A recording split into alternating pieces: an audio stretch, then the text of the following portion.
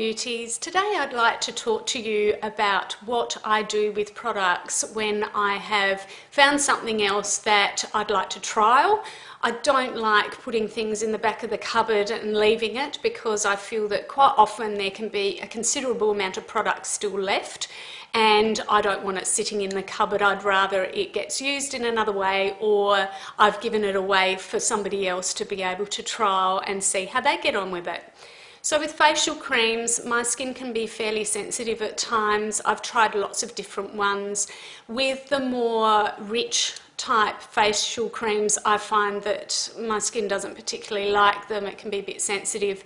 So what I do with those is I actually use them on my neck and chest area. So I'm still using that particular cream, but I'm not actually putting it on my face where I find that my skin reacts a little bit. It seems to be a bit tougher in this area here, so I use that. Mineral foundation and I have a love-hate relationship. I love the idea of it, however I'm more of a liquid foundation girl. I've tried lots of different mineral foundations and I really hope that I manage to find one that works well for me. But what I currently do with any of the mineral foundations that I have is I actually use those on the neck and chest area, giving myself a more even colour through this particular area. But it also means that I'm also adding to that SPF factor as well.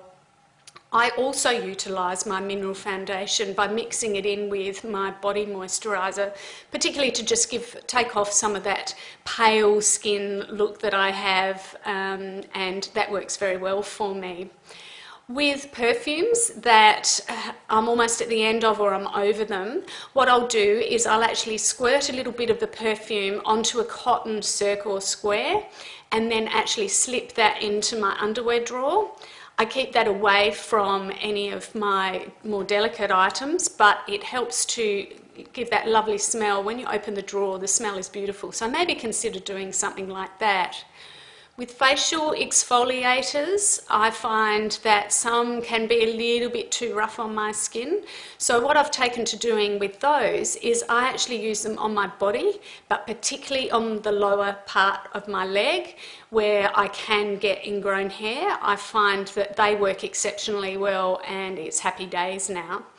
There are quite a few other ideas that I have for you beauties, but I'll save those for later. So I really look forward to hearing what other suggestions you might have.